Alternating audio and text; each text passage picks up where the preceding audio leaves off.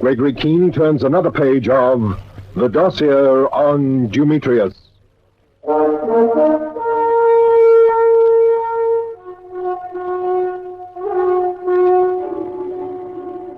Several events led up to the wild drive I took to Norfolk that night I came face to face with Dumetrius. We discovered that Max Rubinstein was custodian of the Nazi loot Dumetrius had come to London to get. And then, when he disappeared, we learned that he had a house in the country, owned under an assumed name. Then Katz held Hedy Bergner in the attic of his aunt's house and recorded on wire every word she said. I came on the scene just as she was getting over the shock of Peter Ridgway's appearance, and took her away. Oh, I admit I should have waited to see what was going to happen, but all I could think of was the girl. And on the strength of that, Colonel Fentress decided it was time he put someone else on to handle the affair. But then we had word that Max Rubinstein had been seen driving towards his country place. I didn't care tuppence for orders or anything else at that moment. I headed straight for Norfolk, as hard as 150 horsepower could take me. At a village called Hogglestock, where I stopped for directions, they warned me about a dangerous spot on the road. It curved round the top of an old quarry. They didn't know just how dangerous it was that night, with Dumetrius and his two thugs and his victim Rubinstein already there, and seeing the lights of my car approaching.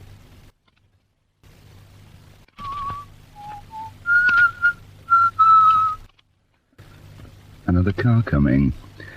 Yes, Rubinstein was quite right before you knocked him out. I have to make a quick decision here, Yachty. Now, you two get Rubinstein into the car. Yeah. How long have we? 3 minutes. 4. 3 minutes. 3 minutes. Now we'll carry on. All right, Yachty? You know what to do. The car must go over the quarry with the gears in top and his ignition switched on, and with Rubinstein and his man only in the front seat. We push the car over now? No, start the engine. We haven't all night. Yeah. Then I'll do the rest. Now stand back, you two. I want the engine to carry it to the edge. If we push it, we'll leave footprints. The other car's coming, Demetrius. Yes, it's some distance off yet. Stand aside there. Here it goes. Over. Now look out, it'll burst into flames the moment it strikes the bottom. Farewell, my friend Rubinstein. You shouldn't have tried to betray us to Gregory Keene.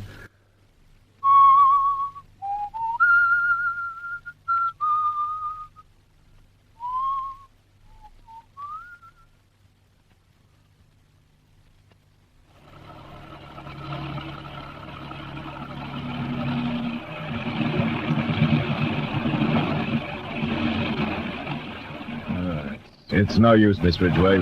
We've lost him. But I don't see how he possibly could. He stopped for directions at Hogglestock, so he must have turned off somewhere around here. Do you think he knew we were following him? I don't think so, miss.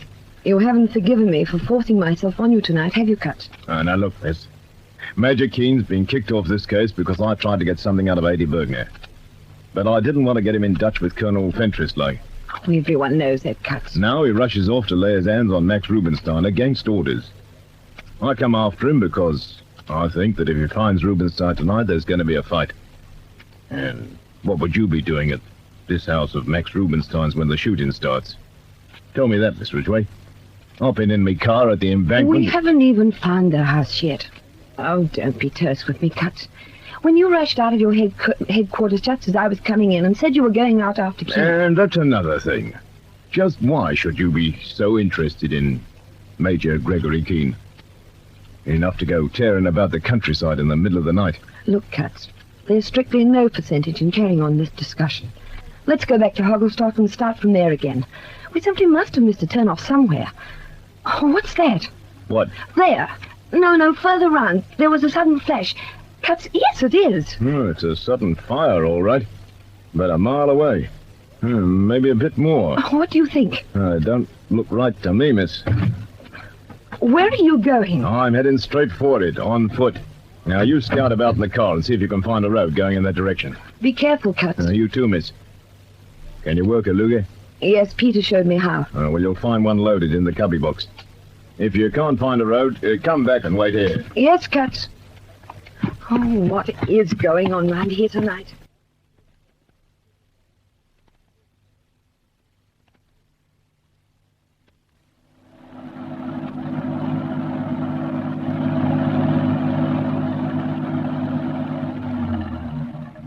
Well, whoever it is, Jotty, keep quiet and out of my sight to my left. Ja, The moon's gone under a cloud.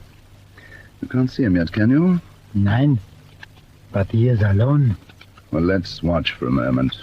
The minute our presence becomes known, Max Rubenstein's death is no longer an accident. We have to remember that.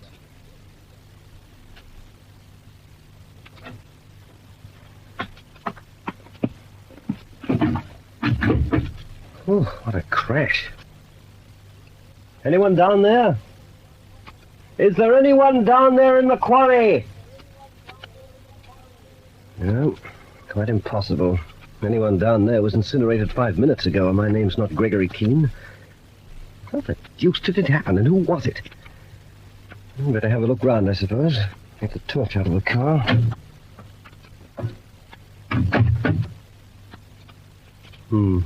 Skid marks. Came around too fast by the look of it.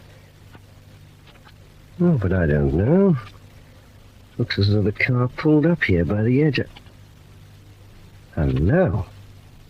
Hello, what's this?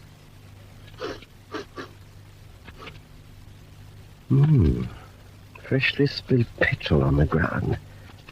Skid marks that stop on the edge of the quarry, a car at the bottom burning like a torch, and fresh petrol on the ground. Just what goes on here? We're not going to find a body down in that car we're supposed to take for Max Rubenstein's, are we? I think I'll climb down and see what's to be seen. What do you make of it, Jotty? I'm not seeing him too good yet.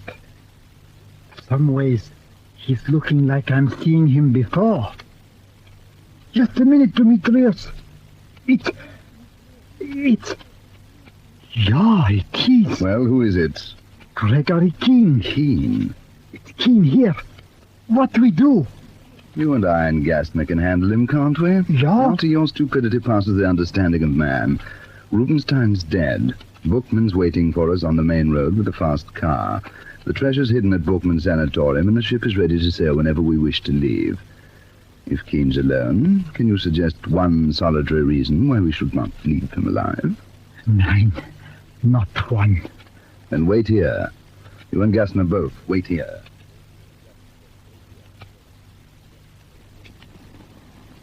No, I can't get any closer than this unless I want to fry. Two of them in the car, as nearly as you can tell. Who's that? Who's that, I say? Speak up! Speak up or I'll shoot! Oh, it's you, is it, sir? I had an idea it was, but I was keeping it covered just the same, like. In case. Cuts, eh? And you were keeping me covered. That's right, sir. This car and the blokes in it are a proper mess, sir. Any idea who they might be? Suppose you tell me how you came to be here, Cuts. I come by car, sir. Yes, I didn't suppose you came in a double-decker bus. What are you doing here? Well, I thought there might be a bit of a scrimmage if you found Max Rubenstein, sir. I'd hate to have missed it. Knowing how rough these blokes can play. Yeah. Oh, well, we'll talk about it later. Not much we can do here at the moment. Yeah, this is Max Rubenstein's car, sir. See the number? The paint's not burned off yet. Yes, but is that Max Rubenstein in it, Cuts? Come on, we'll pay a call on the Chief Constable of Norfolk. Get those bodies somewhere where the pathologist can have a look at them and generally see if we can't get some action. I thought you'd got the boot, sir. From this case, I mean. What? Oh, good Lord, I'd completely forgotten. Oh, well, let's get going and report this anyway. Well, I have to meet Miss Ridgway at the moment, sir. Miss Ridgway? Margaret Ridgway? That's right, sir. She came too. Well, of all the darned harebrained notions... No, it's not that at all, sir.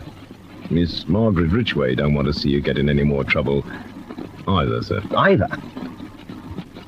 Oh, yes, Cuts, I see what you mean. Look here, Oh, hang it, let's get back to my car.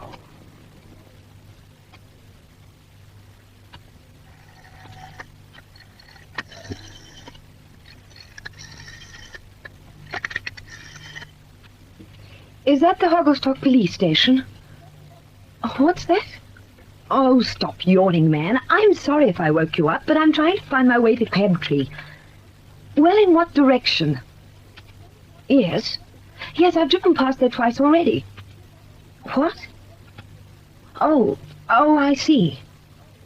Well, thank you, Constable. I'll find it this time. Yes, good night. Turn left 200 yards past the bridge to cross over the Y. Oh, how the dickens could I have missed it? Well, come on, Cuts, in we get. You better drive. That's unless you particularly don't want to. Suits me, sir. Well, we'll either meet Margaret Ridgway on this road, or she'll be waiting for you back on the highway. Start her up.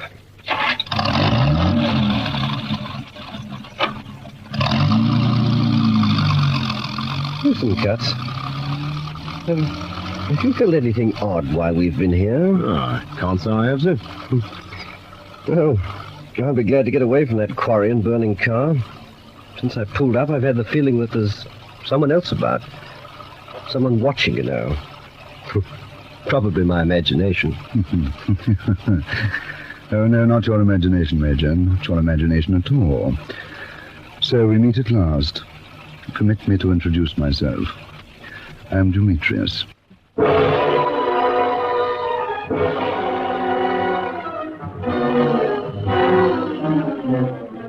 There we sat in the front seat of my car. I was looking down the barrel of Dumetrius's pistol, and on the other side of the car, Cups was looking down Yachty's. Two sitting birds, like a brace of teal in a duck blind. And there was absolutely nothing we could do, nothing. Nothing at all.